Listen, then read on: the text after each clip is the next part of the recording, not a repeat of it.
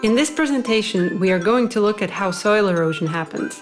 At first, I will explain a bit what it is, and after that, I will show you an experiment that everyone can repeat at home. So what is soil erosion?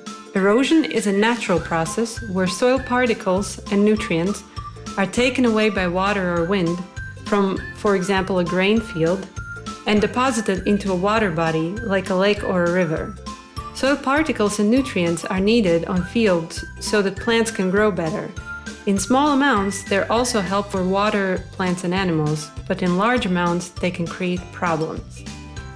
A strong erosion can deplete the soil, like it is seen in the pictures here, where water has removed soil particles from agricultural fields.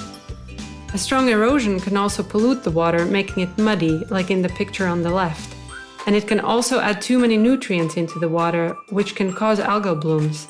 The satellite picture on the right shows an algal bloom in the Baltic Sea.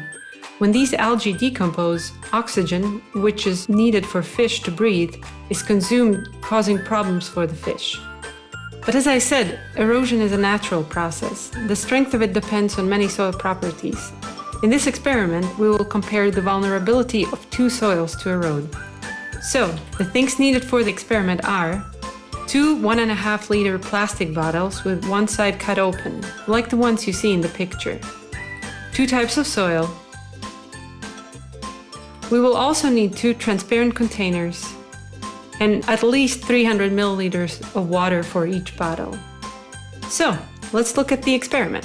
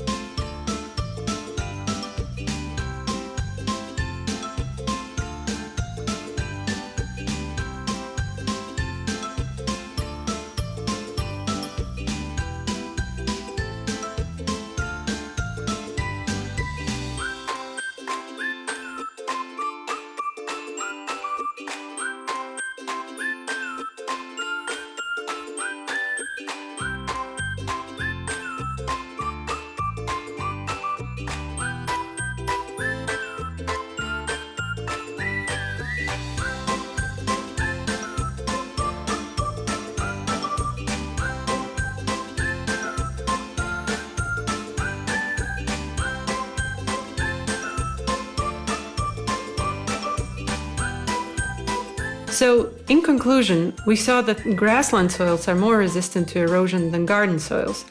The reason for that is a thick root mat, which helps to keep the soil particles together. We also saw that grassland soils take up more water than garden soils. This is also an effect of the root mat, which helps to create more small pores that hold on to water more tightly. Thank you for your attention. I hope you enjoyed the experiment.